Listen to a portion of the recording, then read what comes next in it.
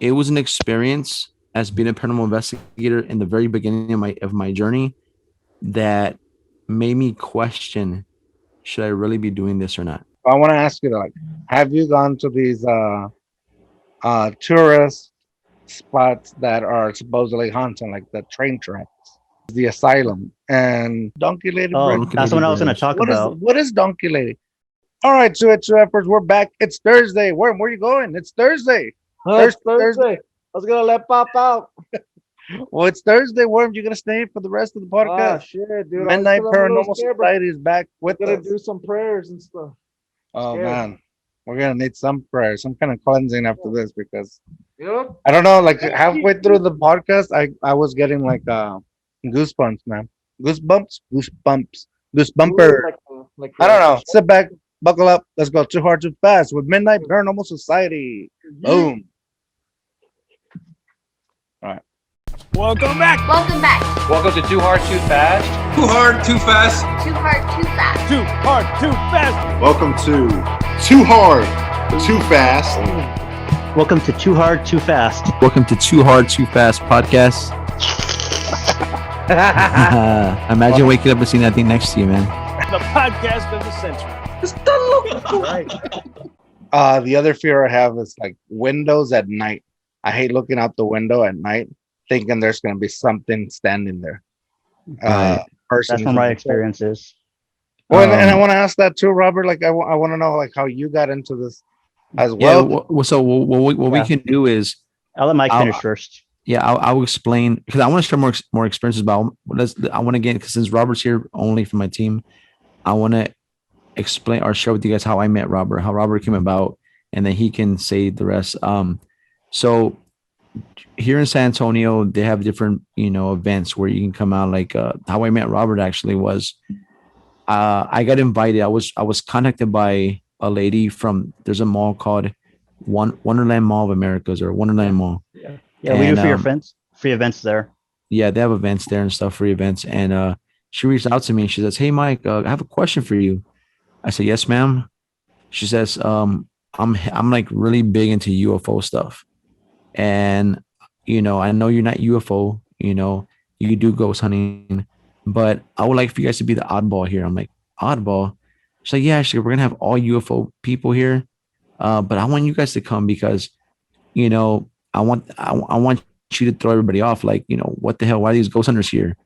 And I'm gonna tell you something right now, man. When we were there, the UFO community, man, they're very critical, man. Like, from what I saw, man, like they were like not want to look at us. Like they were like waving their nose to us, like if we were like these dirty people there, Nothing against them, but it was just the way what we experienced. But after a while, people would pass us up. You see people with those freaking like aluminum things on their head, like you know what I mean, and they were Tinfoil like hat.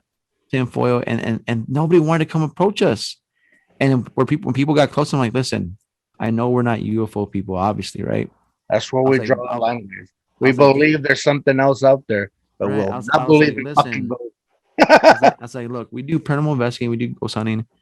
Just take some time. Give me 1 minute of your time, 60 seconds. All I ask. Come look at our evidence. Look at some of our devices. If you don't like it, you don't have to return them to our table. You can just keep going." By the time you knew it, bro, our table was like swarmed with people, man. I mean, everybody was coming to our. We had out so many cards. We got so many investigations from that event. But all of a sudden, Robert walks up, right? And I think I saw. No, did I see you? I didn't see you right away, Robert. Or did I see you right away? You're in the restroom when I first met the team. Right. He came I up. actually and have a I was, picture of the first time we met the team. yeah. Well, maybe And my ex, so I got to edit her out. yeah, so Mary Lou came to me and said, "Hey, man, some guy came," and I think it was Matthew was like, "I think they're interested in the team." And then that's when one of our other investigators who we'll meet later is Ronnie. He came up. I met him face to yeah. face, and he told me, "Yeah, man, I'm I love investigating, whatever." And then with Robert, I said, "Hey, when I finally talked to him on the phone, I was like, hey, if you want to come out with us sometime, so you can kind of see how it is with us, and if you like it, we'll make you into a prospect, and then you'll go through your probationary period, and if you make it, and you're a part of us, man." And Robert, if you want to take it away, Robert, from your end. Well, I was supposed to do the spaghetti Before you go, warehouse. Rob, before you say that, I want to say since you guys were talking about UFOs and ghosts, I know it's like a touchy subject, or not a touchy subject, but it's a thing where people either believe in aliens, but they don't believe in ghosts, or they believe in ghosts and they don't believe in aliens. Mike, do you believe in aliens? Do you think there's some? I mean, I feel like there's some stuff out there. I mean, I've never personally seen an alien, or I don't know if I've ever seen a UFO shit before, but if it's out there, man, I would love to experience it. Like, if someone told me, like I always tell the team all the time, if someone said, Mike, do you really want to say UFO? Yeah. If you go to this part of San Antonio every day at 10 o'clock p.m., you're gonna see it fly over and it's gonna land there. I would be there, man. I would be there with my camera ready to rock and roll. Because even if I don't get to go up to the ship and touch it, but I just want to see it and experience it. So to say I believe it, I'm sure there's something out there, but I never experienced it, but I would love to. I have to believe What with do you what think, Rob? I have to believe with what I did. Yeah, you believe Worm. What do you think, Everything. Worm? But what? UFOs and aliens? Ghosts. Do you believe in ghosts, Worm? Oh shit! I have an extensive theory of all of that. Much for this. No, You I just believe in know. aliens? I mean, I think it's obvious we're beyond. I mean, there's stuff beyond this physical realm that we don't understand. Like Mike was saying. I mean, people are just scared of the unknown. I think there's so much that we don't even know or understand. And I could be totally wrong, but we don't check facts, right? I think there was a mathematician that said, I mean, we're only aware of 4 dimensions or through our senses, but there's mathematically speaking, I think there's 10 dimensions. So there's so much that we really have no idea about. You know what I mean? They discovered that reverse parallel reality. Yeah, The Hadron Collider. yeah, all of that. So See, So- I'm gonna say this. I'm very skeptic, and I'm more of a. I believe has to be aliens somewhere, but I'm skeptic on ghost stuff, even though I've experienced stuff. even though he has a Right. sleep demon, but So do you believe in? Oh, Do you sleep believe in, demon! Do you like, guys believe in sleep demon? In what? Yeah. The sleep demon? A sleep demon? Yeah. Well, like, Well, there's different types. well, I mean, yeah, maybe you can correct me on this, Robert, but Mhm. I used to have like where I will go to sleep and then I would feel like there's something on top of me. Oh, sleep paralysis. Is that what it is? That's what it is. I don't know. Maybe it's a meme. That's what I'm thinking of. Yeah. Uh, Some say it's spirits. Some say it's aliens. well, I've always felt like Some say it's part of the brain too. The it's brain on disorder there. too. Like it would even like hold my mouth Right. and like tell me like you're not waking up this time or something, stuff like that. Wow. It's gone. Like most of my friendships, they go away, but it doesn't. I can never Can't share my the bed. relationship going. But yeah, it went away. But it was almost a few years where it would sporadically happen. Where yeah, like I will get the paralysis where I can't move, but I would literally be awake, but not be awake, but see that there's something on top of me holding me down. So I mean, Right. I'm not Did you see waking how up. it looked? Not necessarily. Like I don't think I can describe it other than like yeah, like a being. Like I go to demon because I look weird, like that, like like a creature, Mhm. long, And I try to educate skinny people too, arms, like, but strong. I don't know. and I try to educate people a little bit more nowadays that it's not all angels and demons like in the movies. Like it's like if you met someone that says they only believe in cats and dogs, but because that's the only animals they ever encounter the most. But as we all know better, there's a whole variety of different animal species. The same goes with supernatural creatures. The So, Robert, paranormal what makes you knowing that there's, you obviously are well versed and there's more other, not just angels and demons. There's a lot of scary stuff out there. What makes you like, yeah, I'm gonna jump in with Midnight Paranormal Society and I'm gonna help them, ghost hunt. Like, what makes you want to do that? It's for personal reasons mainly. Like my story when I started wasn't like Mike and his mom and Jeanette. I didn't move around a lot of San Antonio, so I didn't experience too many hauntings. I have 3 stories, but they're not really hauntings as they are just kind of weird and mysterious. And this was like when I was a kid before, I even knew about all this stuff. I didn't get into this until I was 14, where I started doing research. But anyway, my first encounter was with a mimic. That's what I call it. My sister was babysitting me because I was, I was way too young. I don't remember how old I was, but my sister was babysitting me, and I was playing in the back room of my grandma's house, and I heard my mom's voice behind me, and I just turned real quick because just out of reflex, I heard my mom's voice, and I saw my mom's head on like a very skinny, like it almost looked like a puppet body, like how do I describe it? Well, like a puppet body is the best way I can describe it, like a marionette puppet kind of. Oh yeah, like but the more one thicker, they do. Yeah. more thicker. Okay. Anyway, it was at the corner just smiling at me, and at first, I saw my mom's face. I thought it was her, but it was the same height as me. The little body, a human-sized head, but a very skinny puppet, like weird shaped body. I didn't know what was going on, so I ran past it to get my sister, and well, she didn't really do anything at the time, and I just stayed in the living room.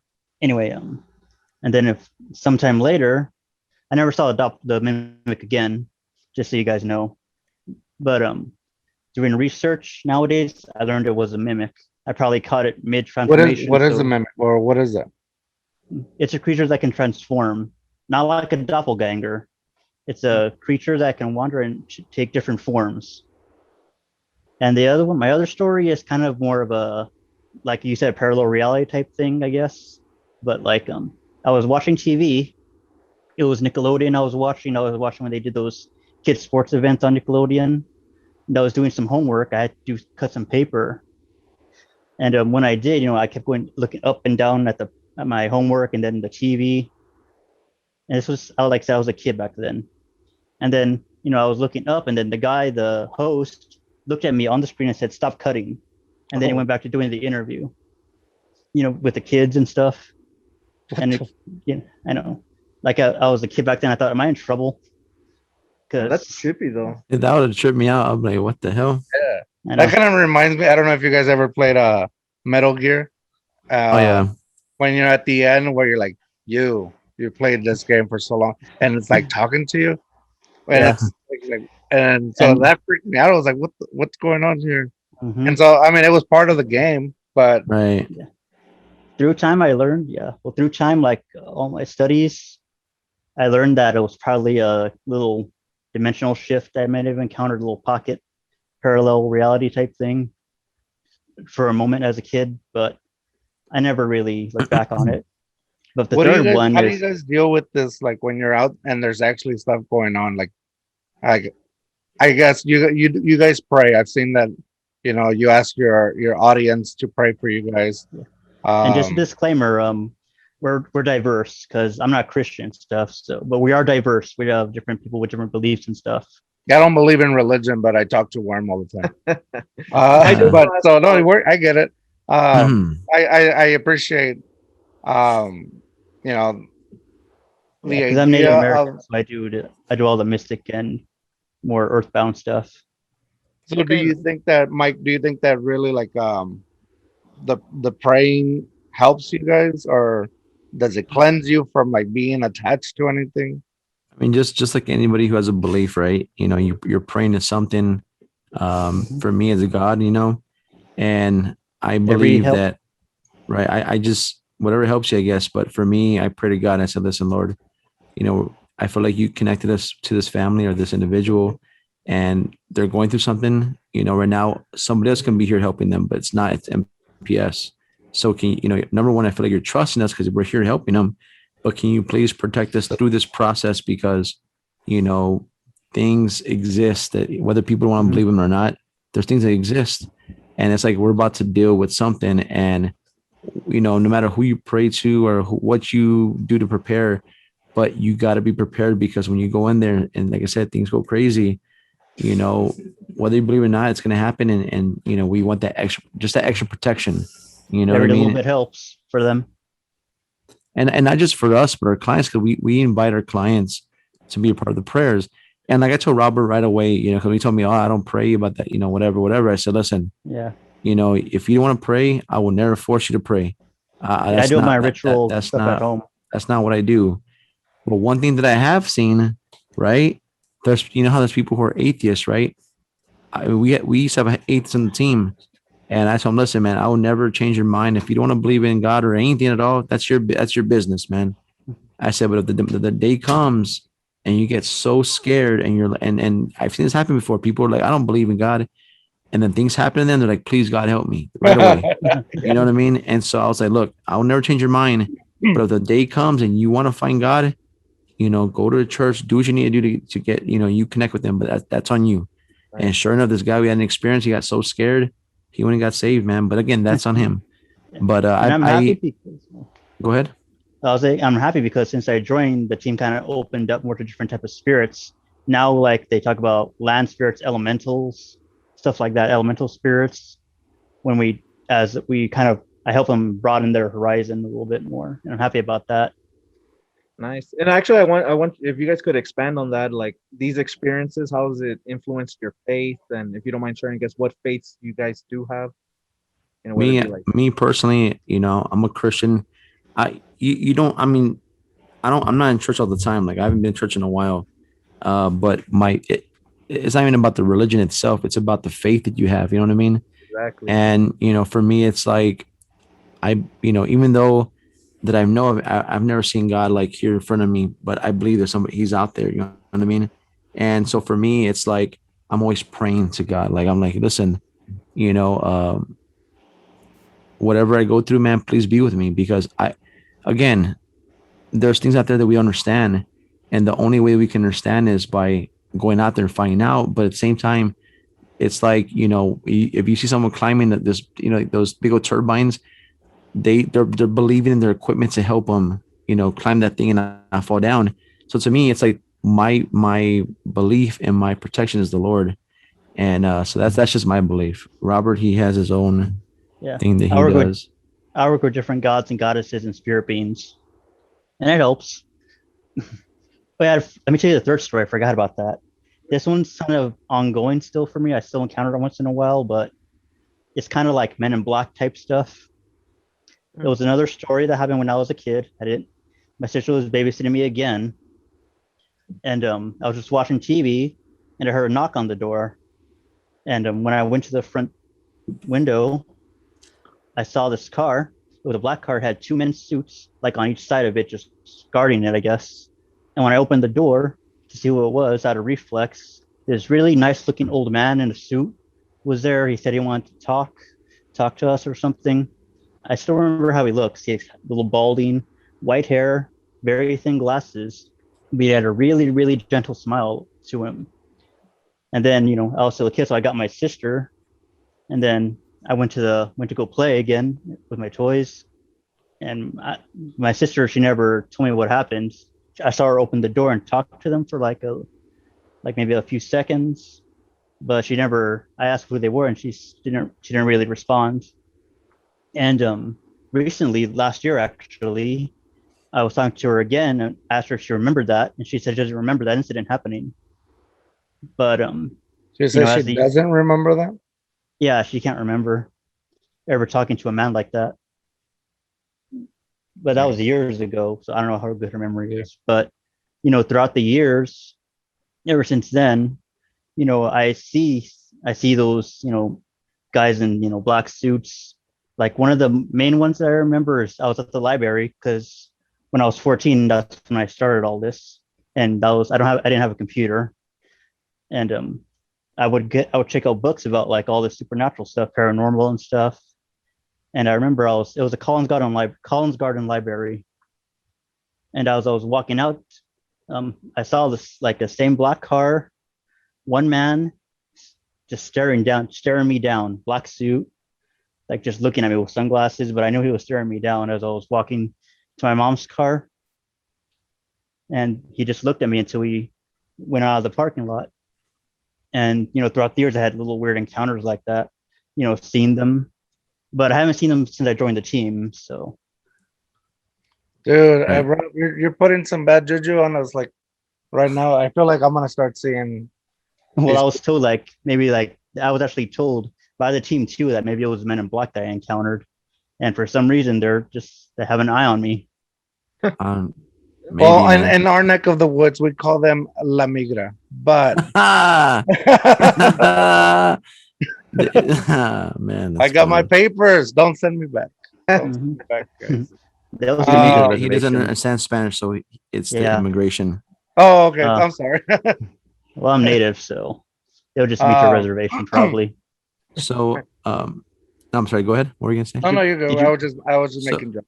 did you want to hear so where I what? started, or what got me into the paranormal, or just my little encounters I here and I'm there? more interested If in we have what keeps time. you going, like knowing on the fact that like both of you, like that's what, because for me, like I hear something creaking and I'm out. I'm done. I would Right. not. Uh, I would not be able to join MPS because I'll run. Yeah. Quick. I'll Well- pray to God even though I don't pray. But Well, my Right. specialty on the team is cryptozoology and supernatural creatures.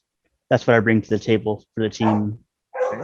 sorry. My Well, dog. speaking of creatures, the dog knows. So I wanted what to keeps share. you guys going? Like what knowing that it's scary, or and also in your videos it looks like you're kind of almost like picking on the spirit, like show yourself or talk to me or tell me like, Right. and then from the movies I hear like you're not supposed to do that. I don't know any better, but That's why I learned a little loophole. I use death whistles to help wake them up. Oh, shit. what Well, is you that? probably you've seen the videos, right? Of how I use them. They're used during Day of the Dead festivals to wake up the ancestors Oh. and spirits. Well, I Well, I use mean, them. just to kind of add to what you were saying, it's not, we're not provoking anything. At least I don't do that. There's times where like Ron, for example, and not throw him under the bus, but sometimes he gets a little crazy sometimes. But me, I go in there with the utmost respect. It's like if I'm gonna go into a location, I go in talking to I'm talking to you. If I walk up to you, I'm not gonna be screaming at your face like, "Hey, tell me your name right now." Like, they're not gonna talk to us. I go in there like, "Hey, man, like let's talk. Let's figure out what's going on." And I'm not only here to help this lady or this family or this man or whoever. I'm here to help you too. If maybe you're stuck, or maybe you don't know how to get out of here, we can help you. And so I want them to understand that we're not a threat. We're here to help. And so I try to do my very best to stay calm and keep my emotions on check.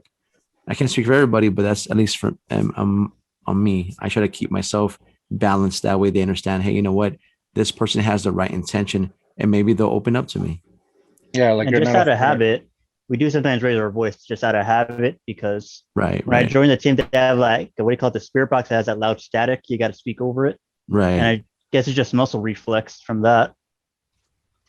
Have you ever gone to a client's house and then felt like you brought something back with you? Me personally, not at a client's house, but there was a time when, and this was years ago, man. This is probably like 2011, maybe 2012.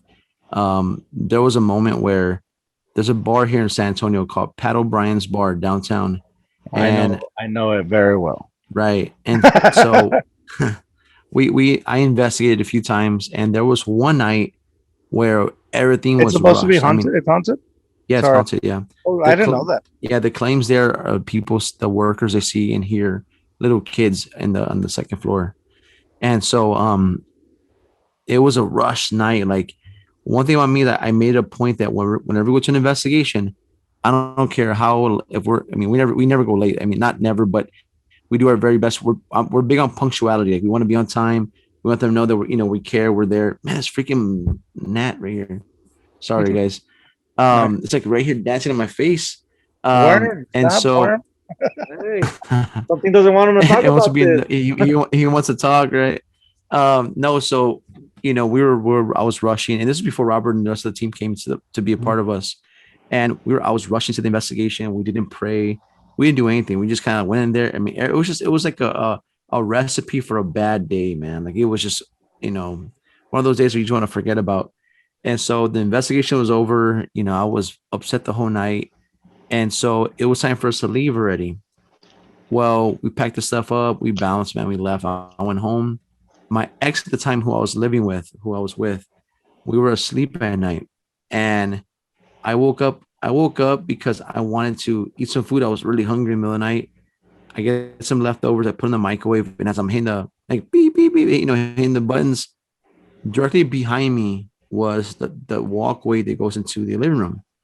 And for those who have never been in my living room at the time when I was living with my ex, her dad had a recliner, right?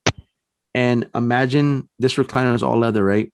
If you had never sat on this recliner before, what would happen was you would sit down, and as soon as you sat down, if you didn't slowly like kind of move back like this, the moment you sat down, if you just kind of like let yourself go, it would boom and it would slam against the wall. You know what I mean?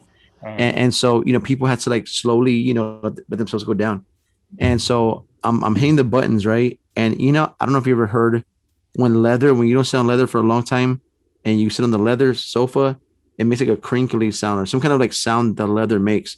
I heard that sound and I'm like, and I also hear like from the recliner. I'm like, what the hell was that? And before I could turn, I hear boom, or the recliner, like I guess slammed against the wall. And I heard a laugh. Man, I left the food in the microwave and I bounced. I went back to my room. I laid down.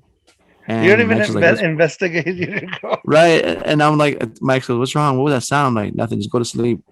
And we went to bed, man. We went to bed. And then I woke up, a little bit later. It was just like about 3 a.m, maybe. And I woke up back up like at 5.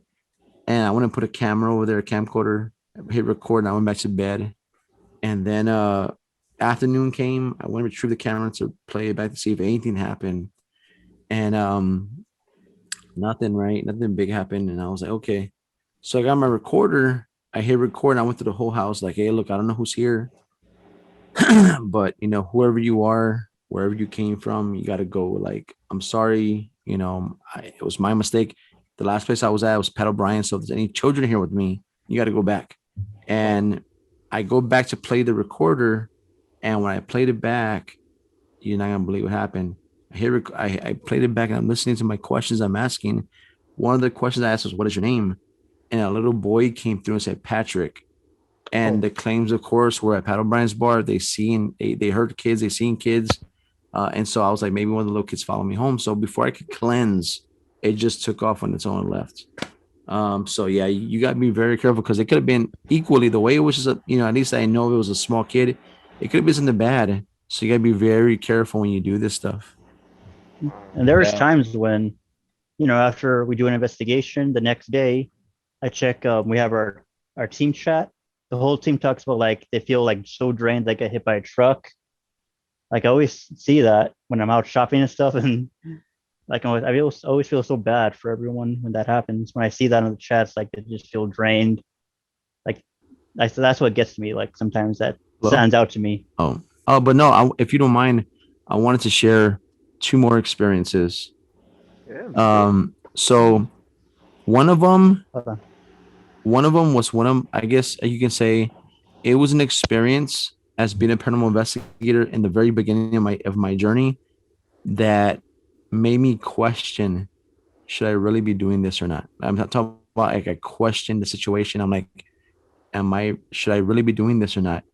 And of course I'm still doing it, right? But I'm not sure what happened. So, and the second one's more of like a curiosity thing, like, be careful what you do because bad things can happen. So I'm going to share these 2 stories. The first one, I was working as a cashier on the south side of San Antonio near South Park Mall. There's a Walgreens right there next, kind of close to the South Park Mall. I was the cashier there. I was the head cashier. I was the best seller. I was the best person who would sell stuff, man. Like I was in the district. Anyways, but I was like, there I'm the cashier. Anybody who walked in, I would always share about MPS. Oh man, I'm a paranormal investigator. I have a ghost hunting team. Like all my regulars knew that I was the ghost hunter in San Antonio. And so one day my mom came to me and says, Mike, mijo, there's something going on in my new house that I'm renting. Something's going on. I need you to come check it out. I said, like, what? What's going on? She says, in the middle of the night, I can hear footsteps in the kitchen. And mind you, this duplex, and I took Robert to see, it's an old, rundown, this is like a scary house. I was like, and it had old wooden floors. She's like, I could hear the footsteps, loud footsteps, but it sounds like little kids. And I said, maybe it's your neighbor. Maybe there's kids in the night walking, and then you think it's in your house, but it's outside. And I was just so busy I couldn't go. And she was like, come on, mijo, please. I want you to come check it out, experience it. So sure enough, after about maybe like 2 months of not going, finally the day came. It was like March of 2008, maybe. Or no, a little bit after that, sorry. So anyways, she tells me, come over. So I finally took the day off and I went to her house. The one she was renting was a duplex. And if for those who are watching or listening, if you've never seen a duplex, there's two doors in front of the house, because there's a divide. The house is divided for two families or two people, and so the door on the right hand side, I noticed they had a lock on the door, so I knew that wasn't the door to open. To the left of my shoulder, there's a door that was facing my left side. The screen, or for those who are watching the tela, the screen, it was locked, but the actual door was open. You can look into the house. And I looked at this. I looked into the doorway, and I'm trying to see as much as I could because the walkway went to the right, and I couldn't take a mirror, and I could just see some stuff there. And I said, "Mom, I'm here, Mom." And all of a sudden, I hear footsteps, and all of a sudden, I hear my mom say, "Hold on, hold on, hold on, hold on, hold on." She always does that. Hold on, hold on, hold on, hold on, hold on. I'm getting my shoes. Don't leave, don't leave, don't leave. Wait, wait, wait, wait, wait. I said, cool, okay. So I turn my back to the door. And mind you, if you ever go to this house, the porch is really high. You have to climb like 3 or 4 steps to get to the porch. So I walked to the edge of it, and the neighbor next door, I noticed that his fence was not like a normal fence. He had like a sheet metal fence. And to me, whenever I see someone who has a fence like that, I automatically think of like, like a car lot, or like a tow truck place where they put stuff. And so I went to the edge of the porch, and I looked over the fence. Sure enough, I could see like pieces of cars everywhere, tires and motors and all kinds of stuff over there. And so my eyes were following the fence all the way to the curb where there's a brown power line, the pole where it has the lines. When my eyes reached that pole, I kid you not, man, my mom comes walking from around the corner. Hey, mijo, what are you doing here? I called you to your phone, but you wouldn't answer. Wow. And I looked at my mom. Robert knows my mom. Like, she's wild, man. But she's like, I called you to your phone, but you weren't answering. And my jaw, bro, just dropped to the ground. I was like, wait a second, player. Wait, whoa. Let's rewind this a little bit, right? And she's like, what's wrong? What's wrong? I said, wait a second. Did you like literally go to the back of the house, run around the whole neighborhood, and come back over here? She's like, no, why? I said, where'd you come from? Oh, I was at the little tiendita, the little corner store. I was using the lady's phone to call you to your phone, but you wouldn't answer. And I said, how long ago did you go? She said, I've been there for a while talking to her. And I'm like, wait a second. And mind you, this is about maybe 6 p.m., man. So it's not even fully dark yet. It's just, the sun's barely going down.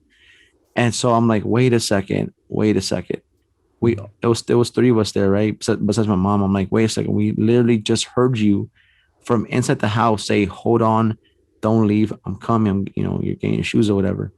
She's like, that's not me. I've been at the store. Man, oh man, it freaked me out. I was like, holy smoke. So I go, wait a second, come here.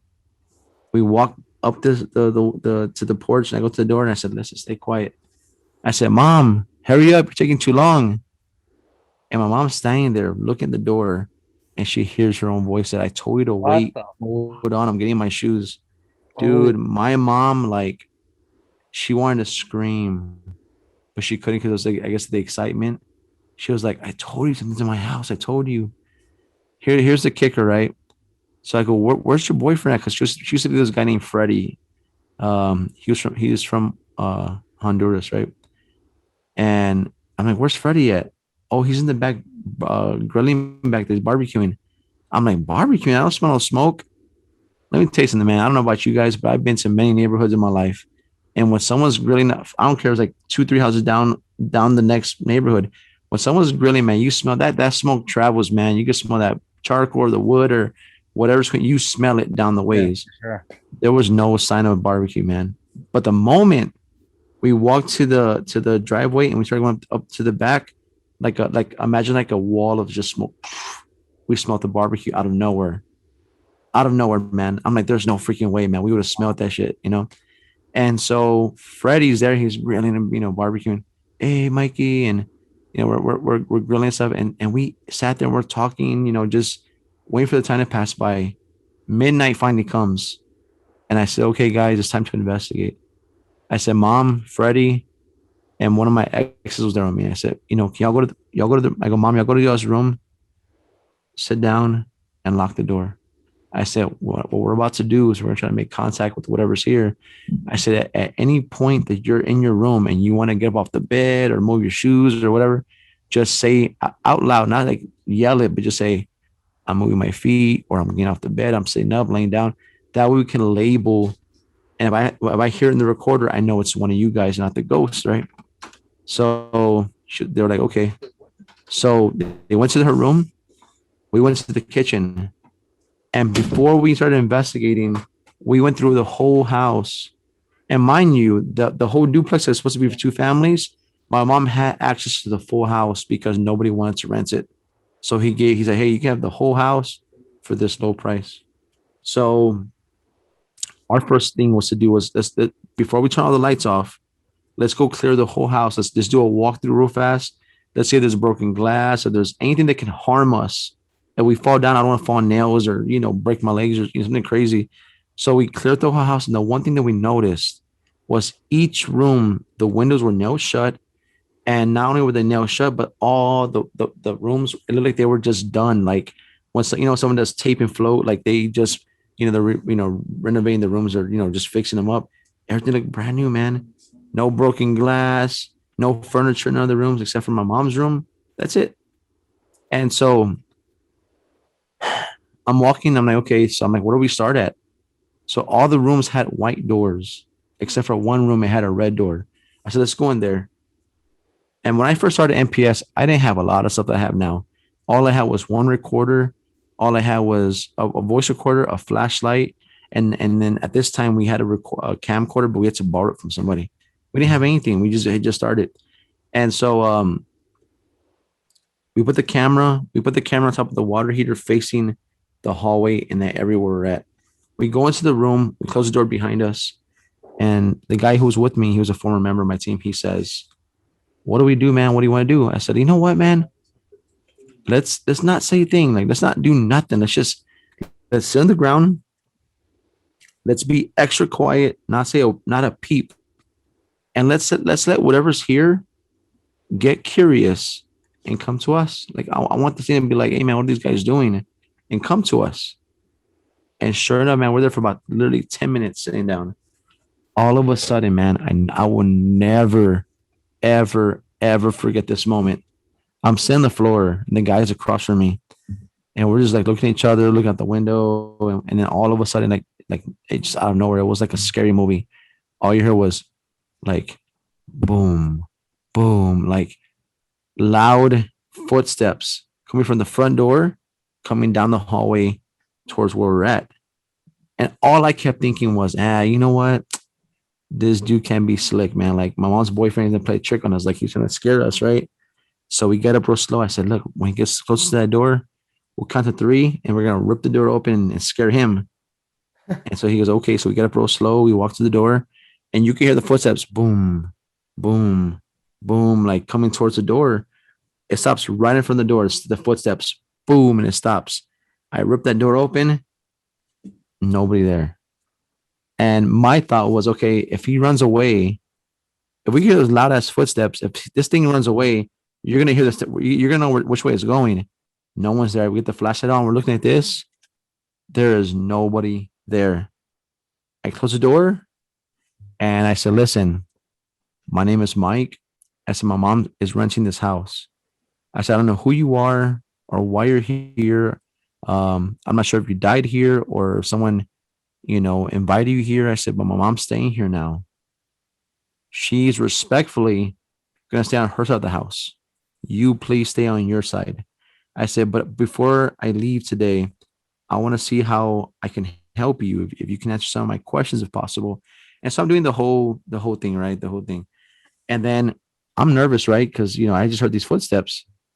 And then the guy who was with me, he's not a part of my team because he was just a liability, man. He was too wild. He says, do you mind if we take a photo of you? And I said, if you're okay with the taking a photo of you, knock on the wall one time as loud as you can like this. Now I banged the wall. Boom. I said, if you're okay with it, knock once like that. If you do not want to take in a picture, knock twice. And I went boom. And right when I was about to do the second one, it went boom, boom, real loud. Oh, shit. I was like, and I backed up, man, because it shook the whole wall. I said, okay, we're not taking no photos. The guy says, F this, I'm still taking a photo. Wow. He opens the door, he walks out there, and he's like, all this flashing and going off. And then I pull him into the room. When I shut the door, man, I kid you not, we heard boom, boom, like something was walking away from us, man. And I'm like freaking out, man. My heart's racing. I'm hyperventilating because you only see this in scary movies. You know what I mean? Like you never see stuff like that. Even when I was a kid, I saw what I did, but never did I hear footsteps like that, And so then this is when things got like turned up a notch, right? I said, can you please forgive my friend? I was like, we're just excited because we want to know who you are and why you're here and how we can help you. We've never experienced anything like this. So can you please come back? Forgive us, please. And all of a sudden, the steps come back towards us.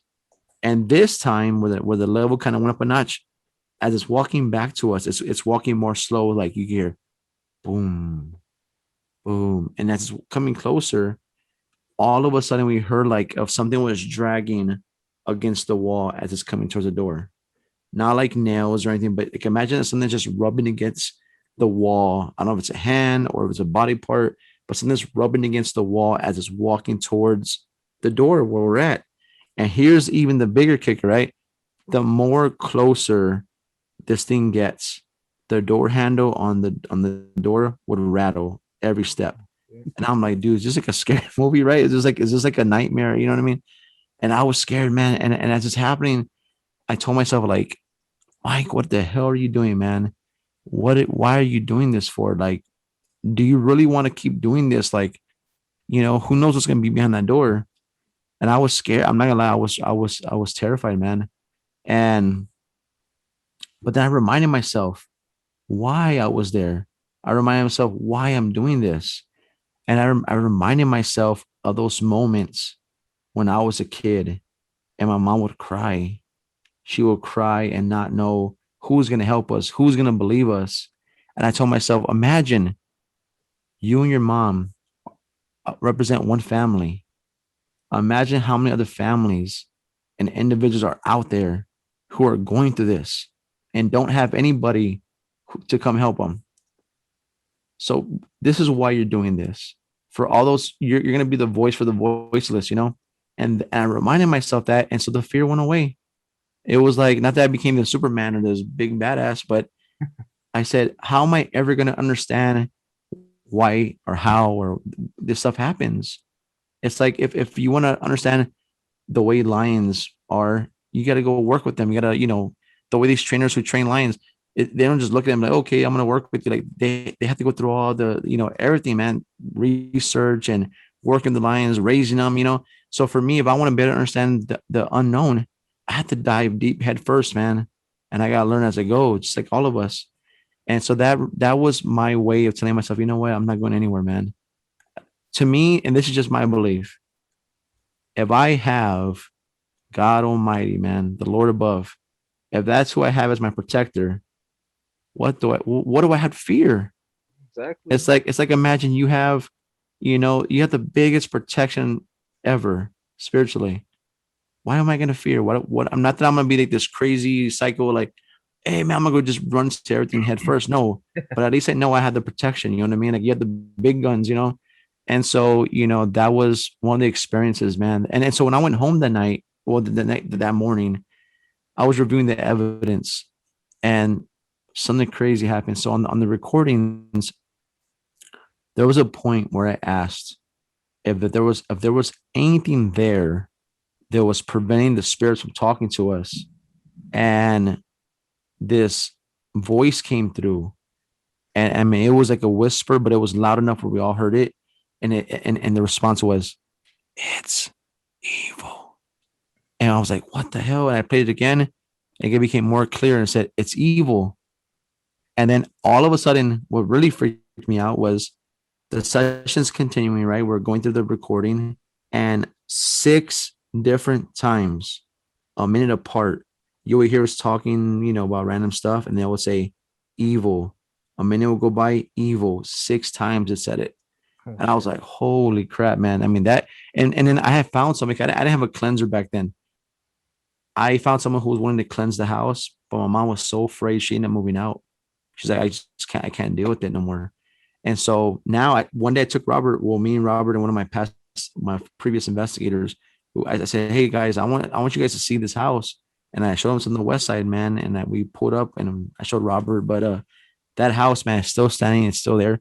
And that place, man, if somebody, whoever's listening, happens to, you're not gonna know what house it is, but if somehow you came across it, man, good luck with that house, because I mean, that house has never been cleansed that I know of. Dang. You said it's on the west side? Chingo, I'm on the west Yeah, side. it's off of Zazamora and Ruiz Street. That's all I Oh gotta say. man, that is close, Vato. That is close. I forgot you guys were local. Yeah. Oh yeah. That is pretty close. Here, I want to show you guys this. Kind of a peek into my mind. My new good luck charm. Oh, nice.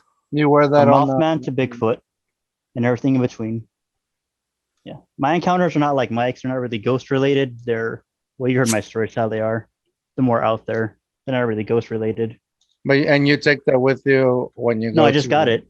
Oh, I got it. Yeah. It's my little charm, my good luck charm now. Nice. And so, go ahead. No, I was just I was gonna ask you some other stuff, but No, go ahead, man. Go ahead. okay. Well, I kind of I'm thinking about the ghost, since we are local to San Antonio. Right. Dang, dude. I get you about more of my encounters later. So since we are local to San Antonio, we know the stories.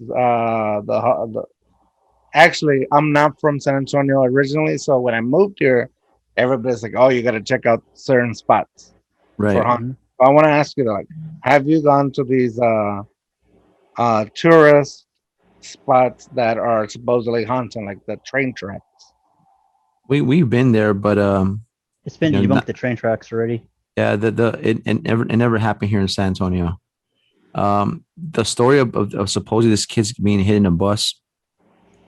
What I've looked up and I've seen, it actually happened in Salt Lake City, Utah, not in San Antonio. And so there was I don't think she's alive anymore. I may be wrong, but she was an author. Her name was Dosha Williams or Dosha Schultz Williams, I think. She wrote out the books like The Haunting of Texas or The Haunting of San Antonio, like all the different back in the 90s and stuff, all the books of San Antonio haunting of Texas. And she did research, and come to find out that's the time they say, like, when it happened, there was never no police called.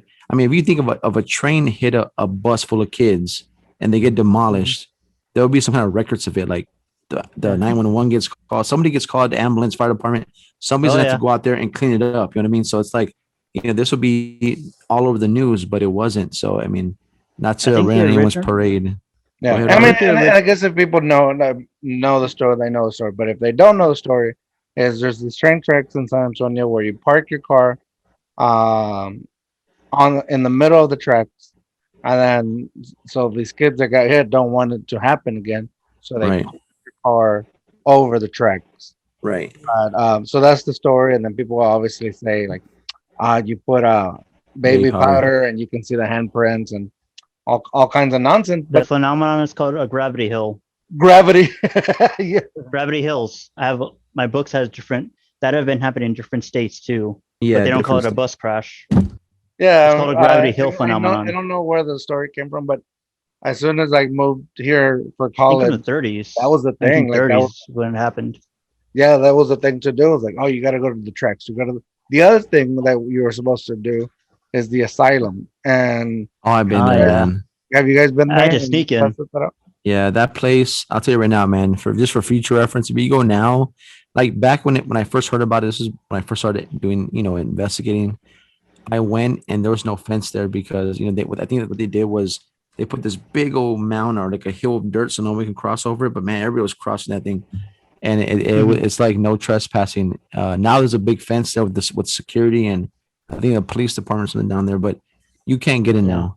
I think it's juvenile hall or something. Right. But when I went down there, when you know there was no fence, I went to that building, man, and that building is legit, man. I caught a recording uh of a man telling me I'm gonna get you back on the recording. Um and we heard some stuff there, man, that I can't explain. And I've even to this day I've tried reaching out to see if we can get permission to go into that property. I will sign a waiver. I will do release forms. That way, if something happens to me, it's on my own will. But the lady goes, if something happened to you, and I knew that even though it's on the paperwork, I knew that you went in there. I don't want to have that on my conscience that you die or something happens to you. So I just can't do it. I was And like, sadly, damn, man. they're expanding the facility, so they might demolish those buildings soon. Yeah, they're gonna demolish it soon. But that place is legit. Like that is Oh actually man, yeah, haunted. that place. I had to sneak in. Yeah, apparently now you had to back then to sneak in. Do not sneak in, ladies and gentlemen. Right? Yeah, No. disclaimer. The cops will get you. That happened to me. There are actual cops there. What's this other one? Donkey Bridge, Donkey Lady Oh, Bridge. Donkey that's Lady what I was going to Bridge. talk about. What is Donkey Lady? I Go don't ahead, know Robert. You Donkey talk about Lady, that. so I may need to you guys explain that to me. Well, But it's my wife is original from San Antonio, and she knows the story. but she's never told it to me, so I don't Oh. understand Donkey Lady. Well, there's different variants, but originally it's a lady. Like how I learned it, it was a lady.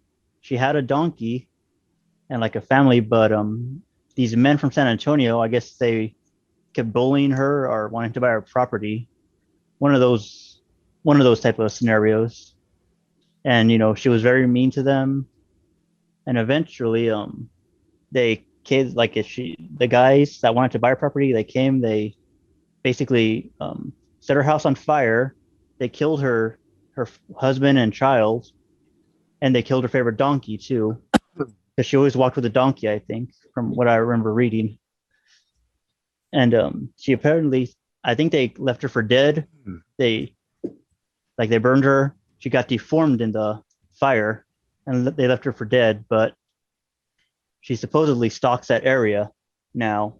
That's literally the simplest version I can put it. There's so many different versions of it and details. And I'm guessing But, it's through a bridge, or is that I used to go there I used to go there for Kima Park. That was one of the first things I did as when I got into this. And I gotta tell you straight up, like honestly, I have a very love-hate relationship with her, because I went there plenty of times and I encountered like enough to make me believe there's more to it than just an urban legend. So you think that it is true, like it's haunted, or people can't see her or experience or be exposed? Well, I don't think she's a ghost, but I know there might be hauntings there of people because there was murders there, gang-related stuff throughout the years. But I always went to hunt her personally, and throughout the years, like I just developed a love-hate relationship with her. And it got to the point to where, I get angry with her that, I am gonna get her one day, and I always say that before I leave. And there are times when I encountered her too. Like one of the first encounters I actually had witnesses. My uncle and my cousin were there, and I was just there with them. They wanted to see it, and well, back then it was before they made the park, because they made it into like a national park or a state park or something now. But there was like an L-shaped road where the locals would drive up, and I did my routine that I always do when I'm there, trying to get her to come out, because I always arm myself when I'm out there. And nothing happened. My uncle and me and my cousin, we got into the truck and we drove, and we started to drive off, and then we saw a black figure on the very edge of the road, like on the end of the road, just a full black figure, and there was something shiny in the center. I don't know what it was. And I wanted to get out because my plan was, I'm just gonna, run at her and tackle her.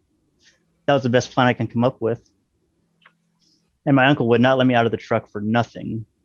Like he wouldn't even like, because it was one of those old trucks where you had to lift the seat forward to get out, and he wouldn't let me get out of the truck. Smart man. I don't think I would let you either, man. That's scary.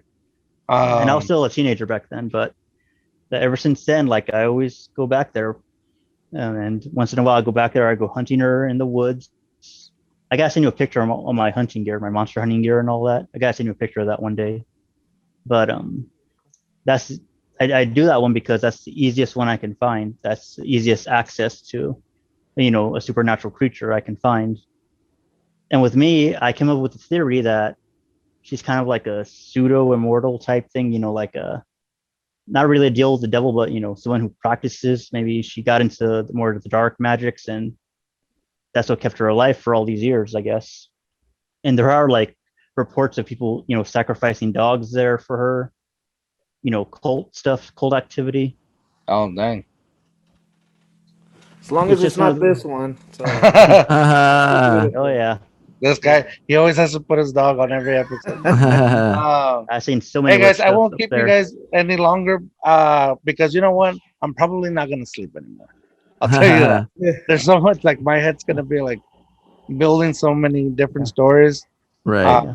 Oh shoot, I I forgot to say really my. appreciate that you guys came on. Yeah. I would It's our love to pleasure. back on. Would you guys be willing to come back again? Because I have Oh so man, we have so Yeah. much stuff to talk about. Yeah, we can definitely come back I on. forgot to tell you why I got into the paranormal. I'll say that for next time. For next yeah, definitely. Yeah. But yeah, I want you guys back on because I feel like we can talk about this for a while. Yeah, yeah, man, there's a definitely lot to want- say, man. A lot. Yeah. And Yeah, let Mike talk this time. for the people that maybe not believe, like I keep saying, I'm a little bit of a skeptic, even though I've experienced things, but it's because I don't want to say that it exists for being, because I'm a scaredy cat. Just do what Adrian Mulder does. Say I want to believe. But with that said, ladies and gentlemen, where can somebody contact Midnight Paranormal Society? So if you want to find us, whether just to see our investigations or if you want help with the paranormal, you can find us at www.facebook.com/paranormal MPS. That's Midnight Paranormal Society. And if you want to contact us, not on our Facebook page, you can email us to paranormalmps@gmail.com. Nice. So I'm gonna put all that in the description. And one last thing, if you're on TikTok, I have a TikTok account. You can go find me on TikTok at MPS Founder Mike, and you'll see some of the videos I put up there as well. Oh, Yeah. nice. I'm not ready for TikTok myself. I Yeah, ain't ready for that yet. TikTok and it's there. But We once got some again, kind of representation. appreciate you guys coming on. Yeah, thank you I guys. We want you guys we're back gonna on. get you back up to get back on the podcast. Yes. I'm not Cheers. gonna sleep tonight. Cheers. Cheers. Cheers to you guys. Thank you. Thank you for this. Thank you for these nightmares. There But with that said, Worm, what are you gonna say? You scared as shit? Contact MPS. you go. There you go. And with Ghosts that or said, anything else, we'll handle it. remember, dare to be you, dare to be weird. Bye, paranormal. Está loco.